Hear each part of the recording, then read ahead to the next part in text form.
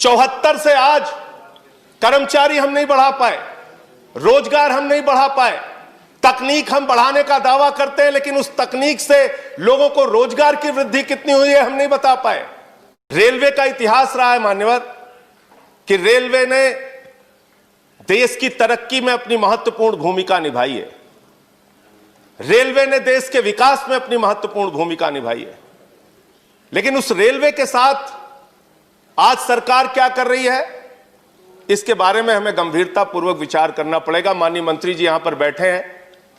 अभी पिछले कुछ दिनों पहले कहा गया साहब 150 ट्रेनें निजी हाथों में दी जाएंगी, 50 प्लेटफॉर्म निजी हाथों में दिया जाएगा।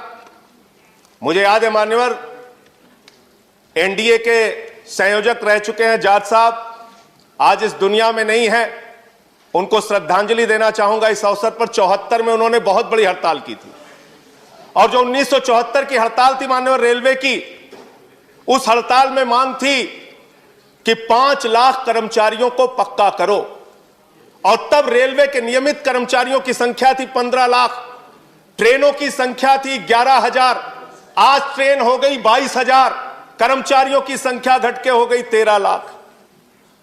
74 से आज कर्मचारी हम नहीं बढ़ा पाए, रोजगार हम नहीं बढ़ा पाए। तकनीक हम बढ़ाने का दावा करते हैं, लेकिन उस तकनीक से लोगों को रोजगार की वृद्धि कितनी हुई है हम नहीं बता पाए। निश्चित रूप से दुर्घटनाओं का जिक्र अभी हुआ, उसमें कुछ कमी आई है, अच्छी बात है, लेकिन ये सब कुछ निजी हाथों में करने पर आमादा क्यों रहते हैं आप? सब कुछ बेचने के लिए तैयार क्यों रहती है सरकार? कभी कहते हैं एयरपोर्ट बेच देंगे, कभी कहते हैं सेल बेच देंगे, कभी कहते हैं कोल बेच देंगे। अभी मान्यवर यस बैंक का घोटाला हुआ, लाखों लोगों के पैसे डूब गए, और उस समय सरकार का तर्क आया क्या करें साहब, ये तो निजी बैंक है, तो जो सरकारी रहता है उसको आप निजी कर देते हैं, और जब निजी हो जाता है तो कह देते हैं ये तो निजी बैंक है, हम क्या करें? ये किस प्रकार की दोहरी व्यवस्था है? ये किस प्रकार से हमारी सरकार की सोच है? सारी कंपनियों को, सारी चीजों को बेचने की जो हमारी परंपरा है, उसको उस पे सरकार को रोक लगानी चाहिए। 2-3 पॉइंट मान्यवर और कह के अपनी बात को खत्म करूंगा। आउटसोर्सिंग एक शब्द है, हर चीज को आउटसोर्सिंग करना है। आउटसोर्सिंग कितना बड़ा घोटाला है और कितना बड़ा एक कर्मचारियों के साथ धोखा है, इसके बारे में भी सरकार को विचार करना चाहिए। ठेके पे आप सब कुछ दे देते हैं, सफाई से लेके सब कुछ आप ठेके पे दे देते हैं, और जो कर्मचारी काम करते हैं उन कर्मचारियों से ज्यादा तनख्वाह पे दस्तखत करा के कम तनख्वाह दी जाती है।